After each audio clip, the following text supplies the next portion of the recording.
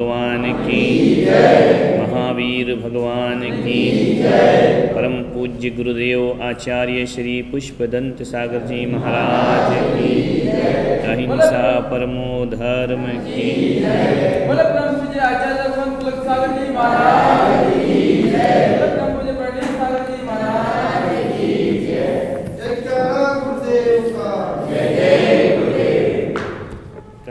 जैसे तिल में तेल होता है वैसे ही मुझ में अनादिकाल से मोह भरा हुआ है। उसके कारण मैं अपने को भूल गया। क्या भूल गया अपने को? कि मैं जीता क्यों हूँ। क्या भूला? तो क्यों जीता हूँ? तो आप क्या बोलोगे? भोजन से, आहार, भय, मैथुन, परिग्रह। भगवान कह रहे ये तेरी भूल है। तू तो अपनी जीवत्व शक्ति से जीता है। किससे जीता है? तो फिर ये क्या है? आहार, भय, मैथुन, परिग्रह क्या है? इनका अनुभव तो अनादिकाल से किया अपन ने, है ना? तो इनका कुछ रोल है कि नहीं जीवन में? आहार का कोई रोल नहीं है क्या? है ना? तो भगवान कह रहे हैं कि कोई रोल नहीं है। क्या करें हम? निश्चय ने तो कहता है कि कोई रोल नहीं है इनका तुम्हारे जीवन में। और व्यवहार नहीं क्या बोलता है कि नहीं ये तो जरूरी है, इनके बिना तो मर जाएंगे। आहार जरूरी है या नहीं? काहे के लिए? जीने के लिए। तो भगवान कह रहे कि यदि आहार से जीते हैं तो सिद्ध भगवान कैसे जी रहे हैं? वो आहार नहीं करते।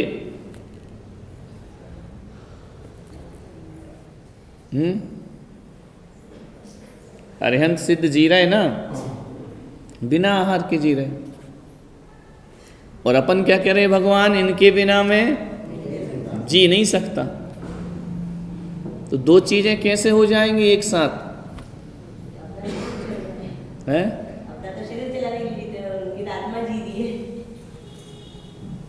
तो तुम शरीर हो या आत्मा? तो तुम्हें जीने के लिए भोजन चाहिए क्या? ये वीतराग विज्ञानता अरिहंत सिद्ध के लिए है या अपने लिए भी है? सबके लिए। जे त्रिभुवन में जीव अनंत।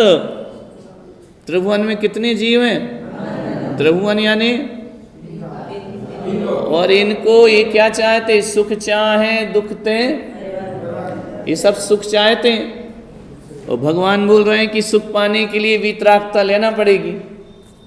तभी वीतरागता अरिहंत सिद्ध का है कि हमारा भी है? उन जीवों को वीतरागता धारण करना पड़ेगी जो जो सुख चाहते हैं।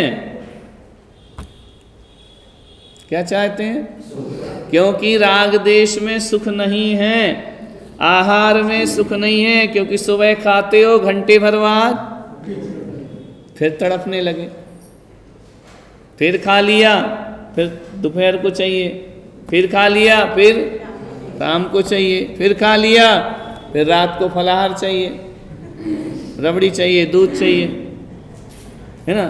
तो ये आहार जो संज्ञा है जिसको तू जीवन समझ रहा है, ये तुझे सुख देता है क्या? थोड़ी देर का देता है। आहार, भय, डर तो 24 घंटे है, नहीं है? ये लोग भय, परलोक भय, आकस्मिक भय, असुरक्षा भय, अगुप्ती भय, ये सब भय हैं। अगला जन्म कैसा होगा, ये लोग भय, कल क्या होगा, मेरा फ्यूचर क्या होगा, मेरा करियर क्या होगा, यही सोचते सोचते मर जाते हैं। करियर बन गया तो मेरा बुढ़ापा क्या होगा, बच्चे पूछेंगे कि नहीं, पानी मिलेगा कि नहीं, कैसे कटेगी जिंदगी, ये सब भय है ना। 24 घंटे ही तो लगा। कल क्या होगा, फ्यूचर देखो, ये सब भय लगे हुए हैं। तो भय ने तुम्हें सुख दिया क्या? बोलो, भय से सुख मिलता है? मैथुन यानी पंच इंद्रिय के विषयों से सुख मिलता है क्या? मिलता है थोड़ी देर को, फिर उसके बाद फिर वही चाहे। परिग्रह अंतहीन, जोड़ते जाओ जोड़ते जाओ जोड़ते जाओ, कोई अल्प विराम नहीं, कोई पूर्ण विराम नहीं, कोई कामा नहीं, कोई फुल स्टॉप नहीं। तो ये सुख देते हैं क्या तुझे? हाँ महाराज थोड़ा तो देते हैं। तो थोड़े में तो सुखी है क्या? थोड़ा चाहिए या ज्यादा? ज्यादा चाहिए तो थोड़े में सुखी कैसे हो जाओगे? कोई ने आज तक भगवान से जाके ये प्रार्थना की कि हे भगवान बहुत सुख दिया तूने, अब थोड़ा कम कर? कोई बोला आज तक? दुख के लिए तो बोलते हैं, क्या बोलते हैं? हे भगवान मेरा दुख दूर करो, मेरा दुख दूर करो, मेरे कष्ट दूर करो, मेरी चिंता दूर करो। कभी जाके बोला कि भगवान बहुत निश्चिंत हूं, अब थोड़ा कम कर? है? भगवान बहुत सुखी हैं हम, थोड़ा कम करना। नहीं बोलता ना, क्योंकि तुम सुखी अंत समय तक नहीं हो। सुख मिलने के बाद भी सुखी नहीं हो, और दुख नहीं मिला काल्पनिक सोच में दुखी हो कि कल क्या होगा, परसों क्या होगा, मेरा बुढ़ापा कैसे करे। ये काल्पनिक दुख है, मानसिक। कल देखा है क्या? उतना जियोगे क्या जितना सोच रहे? लेकिन कल्पना तो कर रहे हैं ना। नहीं आ रहा? तुम अपने जीवन में एक बात बताओ, हकीकत के दुख से ज्यादा दुखी हो या काल्पनिक दुख से ज्यादा दुखी हो? ये होगा, वो होगा, ऐसा करूंगा, वैसा करूंगा, ये होगा, ऐसा होना चाहिए, वैसा होना चाहिए। ये काल्पनिक दुख से ज्यादा दुखी हो सोच सोच के। जब तुम काल्पनिक दुख से दुखी हो सकते हो तो मोक्ष की कल्पना करके सुखी क्यों नहीं होते? सुख की कल्पना कोई नहीं करता। जब भी कल्पना करोगे तुम दुख की ज्यादा करते हो। क्या की कल्पना करते? बोलो। दुख की करते हो ना, सुख की तो नहीं करते। अपने बच्चों के लिए आप सुख की कल्पना ज्यादा करते हो, दुख की? बोलते हो सुखी हो जाए, लेकिन कल्पना क्या करते हो? उसको ऐसा नहीं हुआ तो, उसको वैसा हो गया तो, उसका ये नहीं जमा व्यापार तो, नहीं जमा सिस्टम तो, इनकम खत्म हो गई तो, झगड़ालू बहू आ गई तो, बच्चे खराब। अरे इतना सोच रहा है। यानी इंद्रियों के सुख में भी तू काल्पनिक दुख को ले आता है। सामान 100 वर्ष का, पल की खबर नहीं। काल्पनिक दुख में ज्यादा दुखी है। ये बच्चे काय में पढ़ रहे हैं, इस साल पास हो गए, अगले साल रिजल्ट अच्छा नहीं आया तो, नहीं पढ़ पाए तो। अब जो टेंशन इस साल पास होने में था उतना ही अगले साल भी है, क्योंकि आगे और पढ़ना है ना। तो ये सब कल्पनाओं का जाल है, हमने सोच रखा है, उस कल्पना में हम सुखी दुखी होते रहते हैं। लेकिन बहुत कम लोग होते हैं जो सुख की कल्पना करते हो। 99% लोग दुख की कल्पना ज्यादा करते हैं। दुखी दुख जे त्रिभुवन में जीव अनंत, सुख चाहे दुख ते। चाहते किसको है और करते क्या है? दुख की कल्पना करते हैं। नहीं आ रहा समझ में है? यदि बताओ तुम्हारा बच्चा स्कूल से, ऑफिस से, दुकान से 2 घंटे लेट आया, अब आप उसके लिए सुख की कल्पना करोगे या दुख की?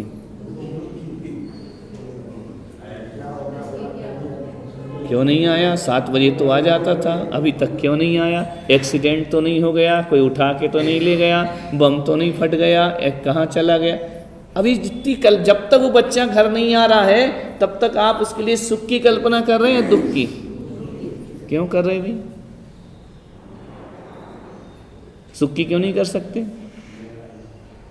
ऐसी सोच क्यों नहीं बनाते कि हो गया होगा लेट, मैं भी तो हो जाता हूँ, फंस गया होगा दोस्तों में, ट्रैफिक में फंस गया होगा? ये तो आता ही नहीं दिमाग में। तो ये आता कि चढ़ गई गाड़ी, निपट गया, हो गया काम। और जितना जितना लेट होगा उतना उतना दुख की कल्पना ज्यादा करते जाओगे। सुख चाहे दुख ते भयवंत, है ना। कितना दुखी होता है जीव फालतू सोच सोच के, होता है या नहीं?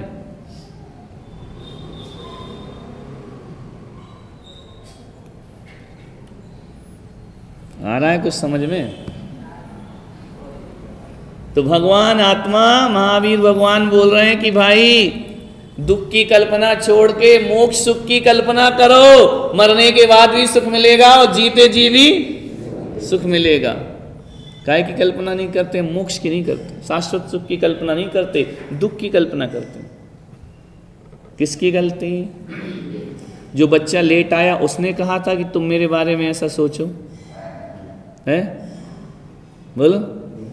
मैं अपने परिणामों से सुखी होता हूँ और अपने परिणामों से दुखी होता हूँ। ना कोई मुझे सुख देता है, ना कोई मुझे दुख देता है। किससे दुखी हो रहा हूँ? बच्चा अपना आ रहा है, बेचारा ट्रैफिक में फंस गया, तुम नेगेटिव सोच, नकारात्मक हो गया, एक्सीडेंट, निपट गया, मना किया था मत जा, बाइक लेके जाता है, फिर पति पे चिल्लाएगी, इतनी महंगी बाइक दिला के रख दी है, उससे कंट्रोल नहीं होती, उसकी उम्र देखो, पूरे दिन कोहराम रहेगा जितने दिन वो नहीं आएगा।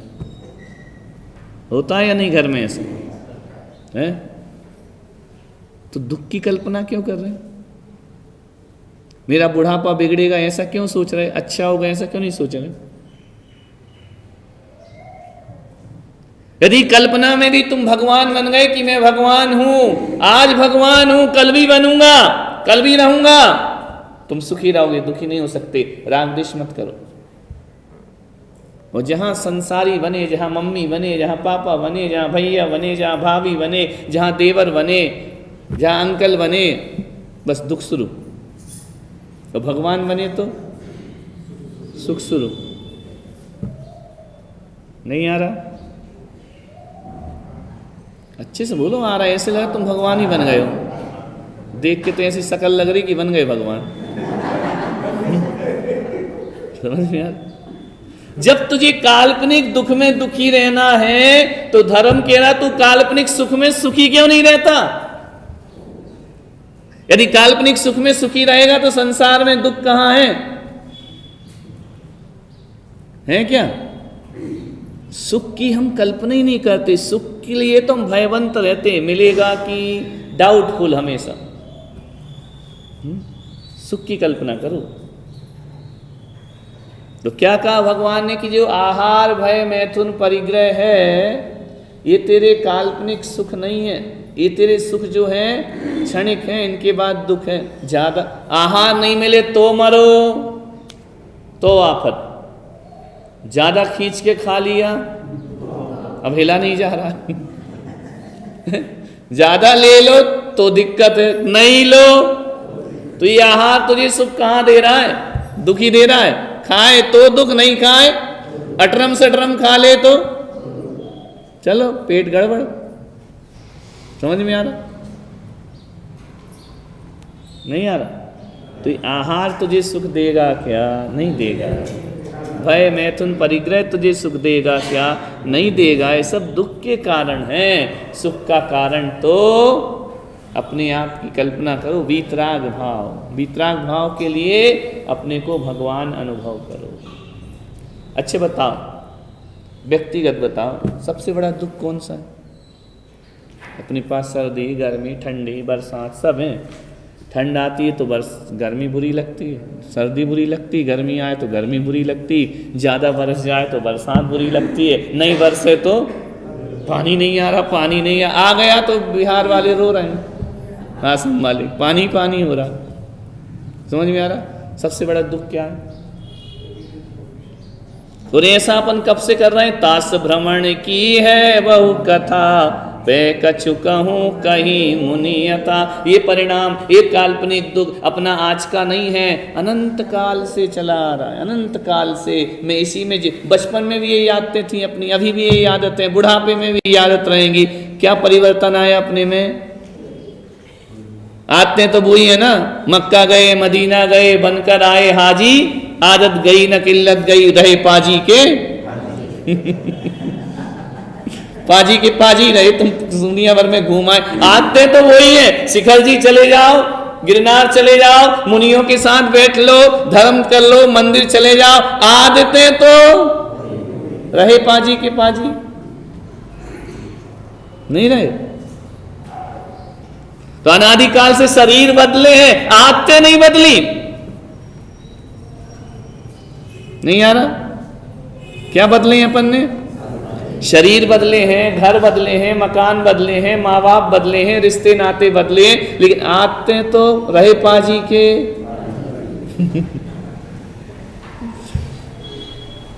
नहीं हो रहा? समझ आ रहा? क्लियर नहीं आ रहा? आते सुधार। तो दास भ्रमण की है वो अनादिकाल से तू यही कर रहा है। आहार वय मैथुन परिग्रह, आहार वय मैथुन परिग्रह, हर जन्म में यही चिल्ला रहा है। बचपन में भी तुझे ये 4 चीज चाहिए थी, जवानी में भी ये 4 चीज चाहिए, बुढ़ापे में भी ये 4 चीज चाहिए, अगले जन्म में भी, और ख्वाब में भी तुम्हें यही चाहिए, मेरे आहार की व्यवस्था हो जाए, मेरे परिग्रह अच्छा जुड़ जाए, मकान अच्छा बन जाए, ज्वेलरी आ जाए, कपड़े आ जाए, ये आ जाए, दुनिया की ऐसी चीज आ जाए जो किसी के पास नहीं हो। ये परिग्रह संज्ञा, ये तू बचपन में सोचता था, ये जवानी में सोच रहा, ये अभी सोच रहा, ये बुढ़ापे में सोचेगा। सुधरेगा कब?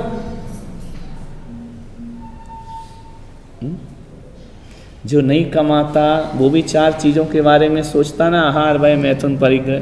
जो ज्यादा कमाता वो भी इसके बारे में सोच रहा, जो अरबपति है वो भी इसके बारे में सोच रहा है।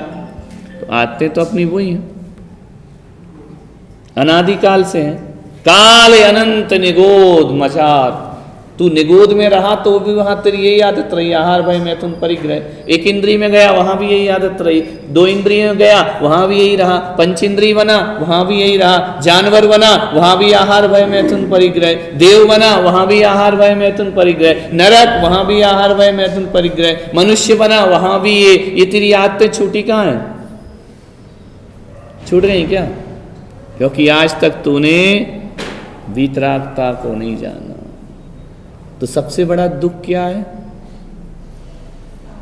ये पहली ढाल में दुख ही दुख है।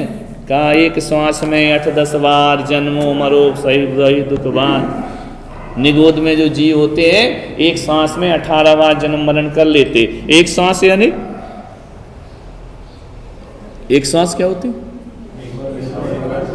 नहीं, वो नहीं होती। कोई धीरे से ले तो और कोई जल्दी जल्दी ले तो एक श्वास हो गई क्या? एक श्वास का अर्थ होता है जो तुम्हारी नब्ज है ना, यूं होती है, उंगली रखो, धड़कती है ना, एक बार धड़की तो एक श्वास है। ये नाक वाली श्वास नहीं, ये स्वांक्षु श्वास है। श्वास का अर्थ ये होता है नब्ज। यही तो देखता है जब तुम जिंदा हो कि मर गए। नाक में उंगली थोड़ी डालता है डॉक्टर, कहाँ डालता है? कि वहां डॉक्टर साहब ये जिंदा है कि मर गए, तो नाक में डालेगा क्या? कहाँ डालेगा? ये है श्वास, समझ में आ रहा? तो ये यूं होती है ना वो एक श्वास, उतने में 18 बार जन्म मरण। कहां पे और कब तक होता है? काल अनंत निगोद मजार, अनंत काल तक तू वहां रहा और एक श्वास में, एक धड़कन में तेरा 18 बार जन्म मरण हुआ है। उस 18 बार के जन्म मरण में भी तू यही चाहता रहा, आहार भय मैथुन परिग्रह। 1 सेकंड को पैदा होता है, संज्ञा चारों चाहिए।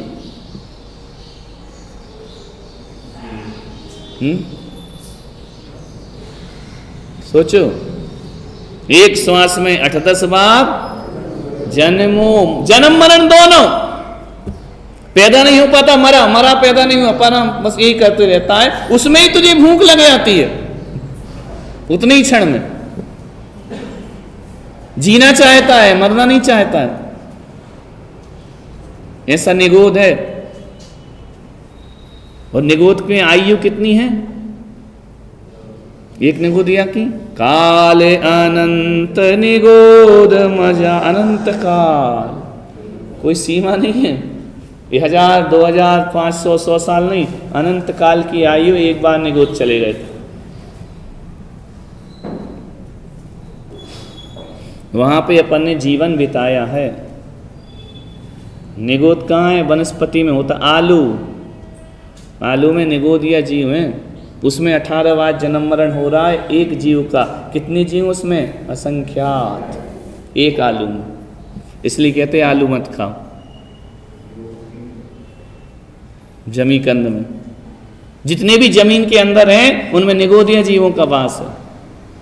और वो निगोदिया जीव एक सांस में कितनी बार जन्म मरण ले रहे हैं? और उनकी सबसे बड़ी विशेषता क्या है? एक से दूसरे का जीवन जुड़ा है। एक मरता है सब मरते हैं, एक जीता है सब जीते हैं। ऑटोमेटिक सिस्टम है। असंख्यात जीव, यदि आलू का एक जीव मर गया तो असंख्यात मर गए उसी समय, फिर वही वहीं पैदा हो जाएंगे, जन्म मरण चलता उनका, वहीं उनका शमशान घाट है, वही उनका डिलीवरी रूम है, निगोदी है ना। क्या करें आलू का?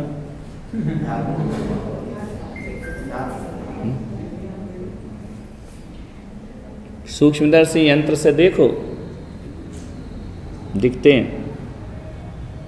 पानी की एक बूंद में कितने जीव दिखाई देते हैं अनछने। अभी उसमें आया था ना, मोबाइल पे चला था, ऐसे लहराते हुए, जो अपन को ऐसे नहीं दिखते, यंत्र से दिखते हैं। एक आलू खाया तो कितने जीव खा लिए।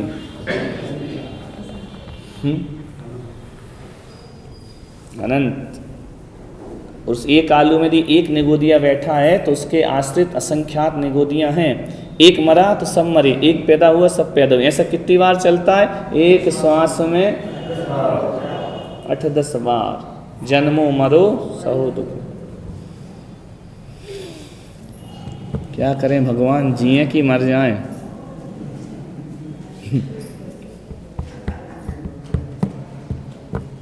क्या होगा समोसे का?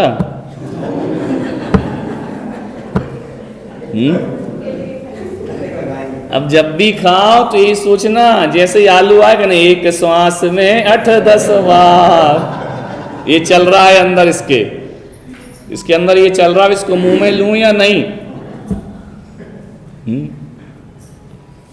नहीं ले सकते। हमें नहीं आना कल से इस क्लास में, यहाँ तो आलू के पीछे पड़ गए, है ना। तो ऐसा है, जीव का सबसे बड़ा दुख क्या है?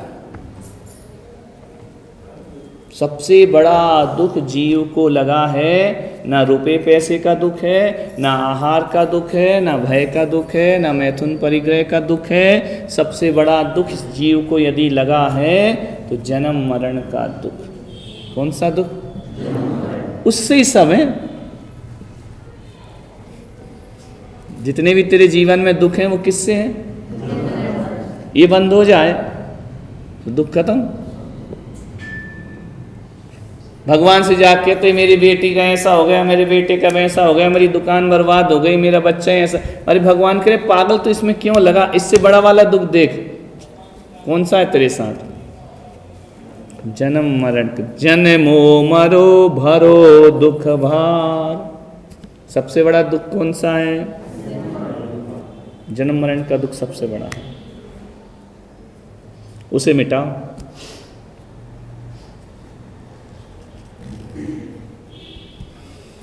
यदि जन्म मरण है तो सब कुछ है, और जन्म मरण नहीं है तो सिद्ध बन गए, सुखी हो गए। ऐसा कौन सा धर्म है जो जन्म मरण से मुक्ति नहीं चाहता? प्रभु आवागमन निवारिये, बोलते ना, हे भगवान मुझे कुछ नहीं, जन्म मरण। पहला पूजा में पहला अष्टक चढ़ाते हो तो क्या बोलते हो? जल चढ़ाते। इसमें सबसे बड़ा दुख क्या है? अब अपन इस पे चलते कि दुख अपने को क्यों हुआ जन्म मरण का, किस कारण से होता है जन्म मरण? क्या होता है अपना? राग द्वेष से, कसायों से, पाप से, झूठ से, हिंसा से, चोरी से, कुशील से, परिग्रह से। आपको सर्दी कब होती है? सर्दी जुकाम कब होता है?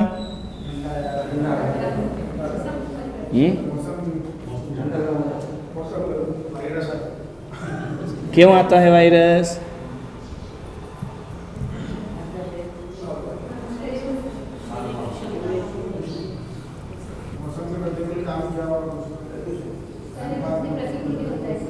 क्या? शरीर उसके प्रतिकूल नहीं हो पाता।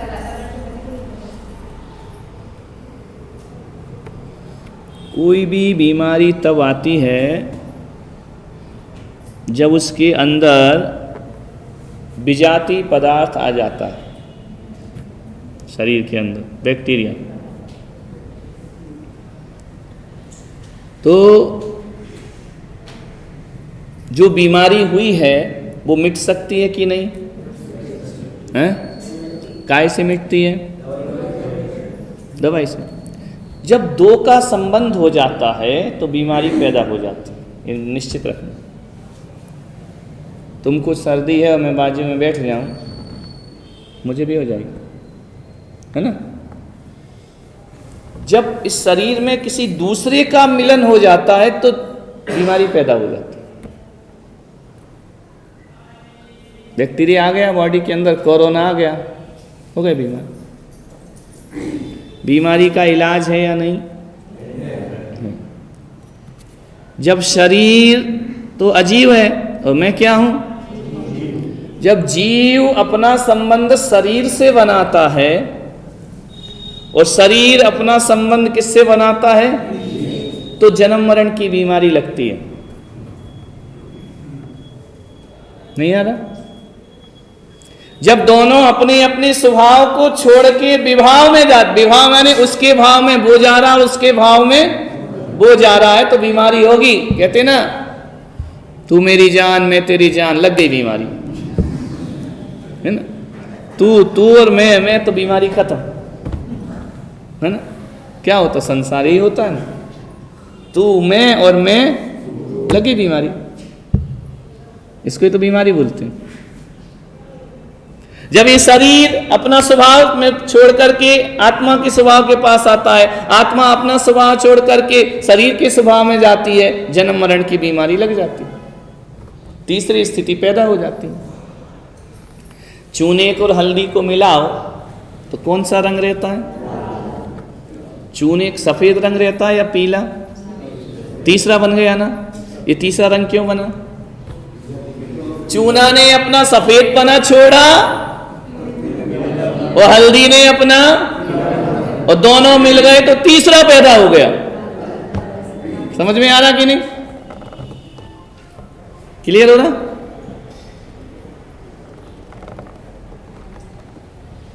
नहीं हो रहा? चूना जब अपना रंग छोड़ देता है, सफेद था चूना और हल्दी ने अपना पीली थी, दोनों मिल गए, ना वो पीला रहा ना सफेद रहा, अब क्या बन गया? लाल बन गया। तो एक बीमारी पैदा कर ली ना चूना और हल्दी ने मिलके आपस में। तो वैसे मैं और शरीर मिलके आपस में एक बीमारी पैदा कर लेते हैं, उस बीमारी का नाम है जन्म मरण। क्या है? अब इनको बचाओ भाई, जन्म मरण से बचना है तो क्या करें? कोई बीमारी हो गई तो ट्रीटमेंट होगा कि नहीं? बोल, लेना पड़ेगा ना, इलाज तो है ना। लाइलाज बीमारी तो है नहीं जन्म मरण। बहुत लंबी बीमारी है लेकिन इलाज तो है ना। जब आप बीमार होते तो इलाज कराते हो, इलाज कराते तो किसके पास जाते हो? कि बीमार के पास? अब तुम सब तो बीमार बैठे हो जन्म मरण के, कहाँ बैठे? बैठे सब बीमार बीमार बीमार, कैसे ठीक करेगा? है? मैं तो कहाँ जाओगे? डॉक्टर कौन? हम नहीं, हम खुद बीमार हैं। डॉक्टर को ही कोरोना हो रहा है, कहाँ से इलाज कर देगा तुम्हारा? हम कोई जन्म मरण से मुक्त हैं क्या? हैं? उसके अच्छा एक बात, आप बीमार पड़ो तो अच्छे डॉक्टर के पास जाओगे या घटिया के? स्पेशलिस्ट के पास जाओगे ना, है ना, कि भाई स्पेशलिस्ट होना चाहिए। तो जन्म मरण के रोग का स्पेशलिस्ट कौन है? जिनके ये छूट गए अरिहंत और बाकी नहीं। समझ में आ रहा? वो इसके डॉक्टर हैं, हम लोग क्या हैं? हम लोग तो अस्पताल में देखा नहीं, पर्ची बनाते रहते।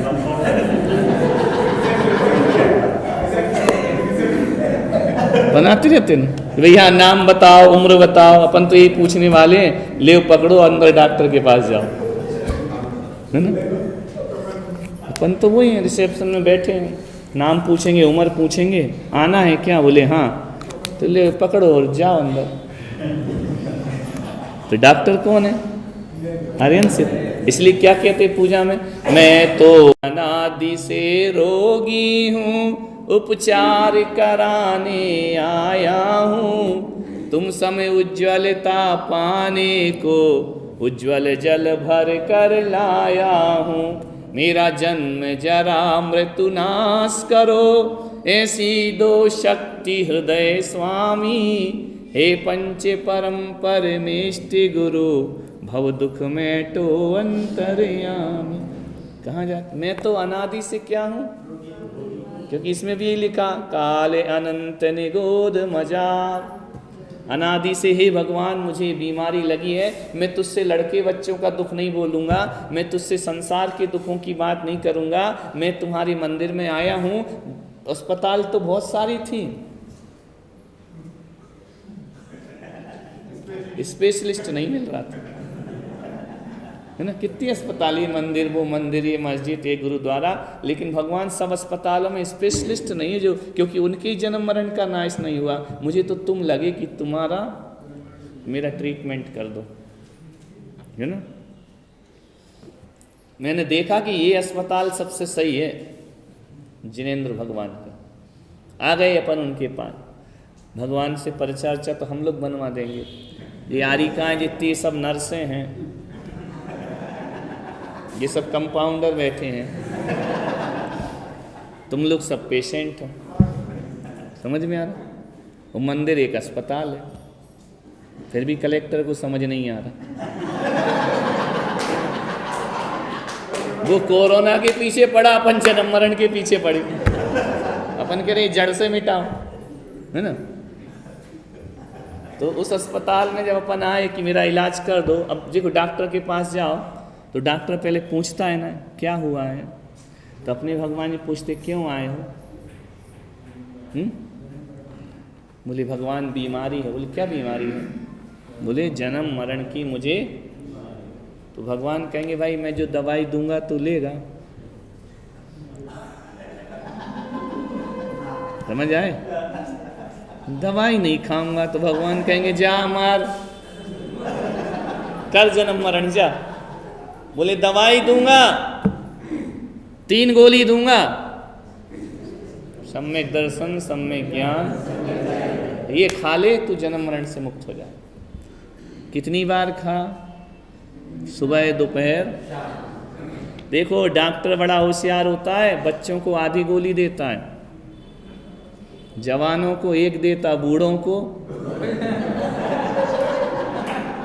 इसलिए अपने लिखा है कि बच्चों को छोटे छोटे नियम दो, अणुव्रत दे दो, जवानों को 1 गोली दो, बूढ़ों को दीक्षा ही दे दो सीधी उठा के। 2 असर करती है, उनको 1 असर नहीं करती है। 2 तरह की दवाई होती है, एक होती है एलोपैथिक और एक होती है आयुर्वेदिक। आयुर्वेदिक बीमारी को मिटाती नहीं है, दबाती है, फिर साइड इफेक्ट करके दूसरी पैदा हो जाती है। आयुर्वेदिक धीरे धीरे काम करती है, लेकिन तो जितने देवी देवता रागी देसी वो एलोपैथिक वाले हैं, और अपने जिनेंद्र भगवान कैसे हैं, धीरे धीरे काम करेगा, एकदम से नहीं, लेकिन रोग जड़ से मिटाएंगे। समझ में आ रहा। तो 3 गोली तो लेनी पड़ेगी, कुदरत की अपने को तो 2 चाहिए, एक ये और एक कमंडल, 2 गोली तो है, तीसरी का। समझ में आ रहा। ये ले लो, बस 2 ही गोली से काम चल जाए। और 2 गोली में नहीं सुधरो तो ऑपरेशन। ऑपरेशन यानी भेद विज्ञान, आत्मा अलग और शरीर अलग। समझ में आ रहा कि नहीं। तो जन्म जरा मृत्यु क्या है, ये रोग हैं। क्यों लगे मेरे को, क्योंकि मैं स्वभाव को भूल के विभाव में जी रहा हूँ। विभाव क्या है, आहार भय मैथुन परिग्रह, ये विभाव हैं, और इनमें मैं रात दिन लगा हूँ, इससे मुझे जन्म मरण की बीमारी होती है। क्लियर हो रहा है। कोई पूछे तुम जन्म मरण क्यों कर रहे हो, विभाव में जी रहा हूँ। मौसमी बुखार होता है ना, ऋतु बदलती है तो बुखार आता है, सर्दी जुकाम होता है। तो मैं भी जब मुझे राग देश की ऋतु बदलती हैं, क्रोध मान माया की ऋतु बदलती हैं, तो ये जन्म मरण की बीमारी लगती है। तो वीतरागता की एक गोली खाओ, इंजेक्शन है वीतरागता का, ठीक हो जाओ।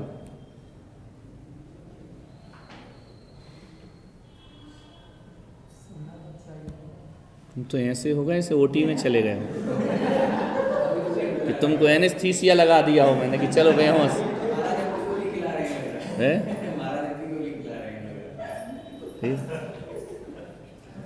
खुद ही खाना है ये गोली, ध्यान रखना है। बटना ही डब्बा नहीं रखा है कि बाजार में जाके ले आओ। भगवान के चरणों में जाओ, खुद की बीमारी खुद ही इलाज करो, दूसरा थोड़ी करेगा। मैं तो तुमको फार्मूला बता रहा हूँ कि दवाई में क्या क्या है। दवाई में 3 चीज़ है, सम्यक दर्शन, सम्यक ज्ञान, सम्यक चरित्र। ये तीनों मिला के एक गोली बना दी, उसका नाम है वीतरागता।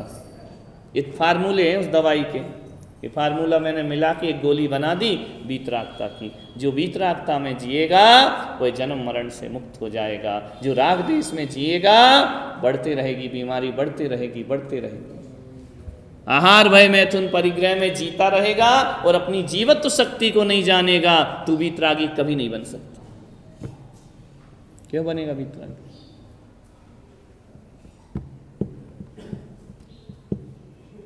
चढ़ रहा है कुछ दिमाग में, बुखार चढ़ रहा है कि उतर रहा है?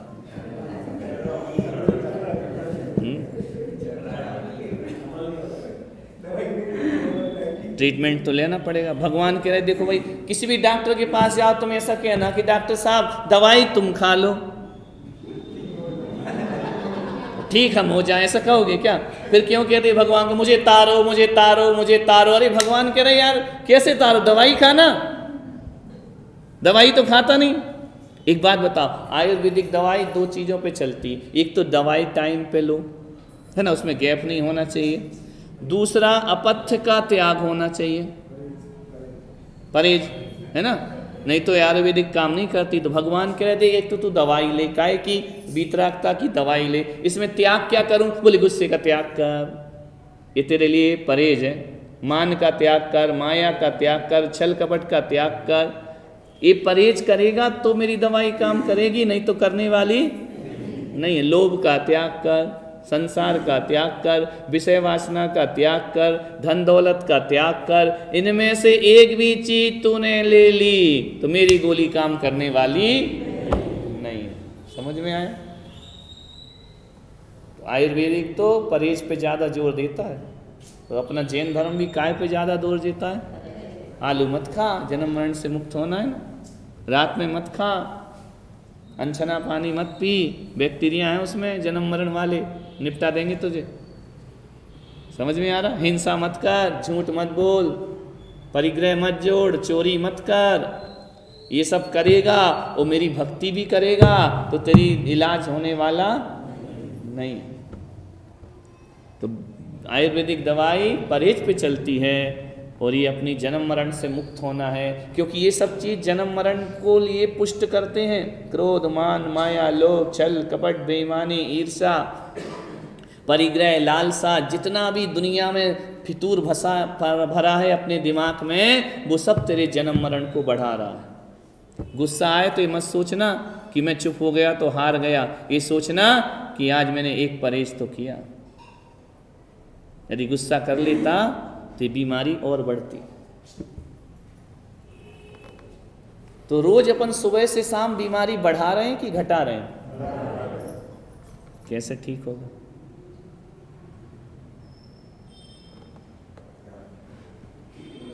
है? डर गए क्या? अरे रोगी को यदि परहेज के इस बारे में नहीं बताओगे तो इस सुधरेगा नहीं। अब सर्दी जुकाम है, गला बैठ रहा है, गले में कांटे उठ रहे हैं, बोल लो जा बर्फ खा ले तो निपट जाएगा ना। निमोनिया हो जाएगा, मर हो जाएगा वो।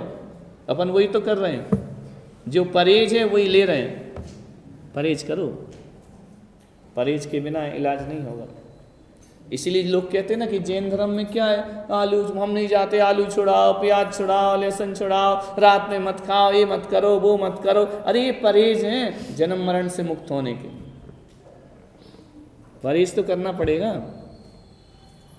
कि नहीं करेगा? अब उसमें दिमाग मत लगाओ परहेज में। वैद्य जी बोल रहे हैं पुड़िया खा लेना, ये मत खाना, तो तुरंत मान जाओगे। बीपी हाई हो रहा, डॉक्टर ने कह दिया नमक नहीं खाना, हाँ डॉक्टर साहब सही है, और ये डॉक्टर कह रहे हैं तो समझ नहीं आ रही तुमको। कोलेस्ट्रॉल बढ़ रहा है, तेल मत खाना, घी मत खाना, हाँ डॉक्टर साहब बिना घी की रोटी खा लेंगे। अपने डॉक्टर साहब बोल रहे हैं, उसका क्या करोगे? वो तो कहेंगे तुझे ये बीमारी लगेगी नहीं, तू जन्म मरण से मुक्त हो, सिद्ध बन, अनंत सुख में जाके बैठ जा। ये अपने को सबसे बड़ा दुख क्या है? किस वजह से हो रहा है? विभाव परिणति से। विभाव परिणति कौन सी है? आहार, भय, मैथुन, परिग्रह, क्रोध, मान, माया, लोभ, ये कसाय, ये सब विभाव हैं। इसमें ज़्यादा रहोगे, मेरे तेरे में, थारे मारे में लगे रहोगे, प्रतिदिन जो भी आप विभाव परिणति विभाव करोगे अपने अंदर में, उस समय इतनी ही सोचना मेरी बीमारी बढ़ रही है, मिट नहीं रही। और जब आप इनको छोड़ते चले जाओगे तो आप ये महसूस करो मेरा जन्म मरण कम हो रहा, मेरा जन्म मरण कम हो रहा, मेरा जन्म मरण कम हो रहा। और जन्म मरण से मुक्त हो गए, वही सुख है। या वाणी के ज्ञान से सूझे लोकालो, सो वाणी मस्तक धरूं सदा देखो दो, हे जिन वाणी भार की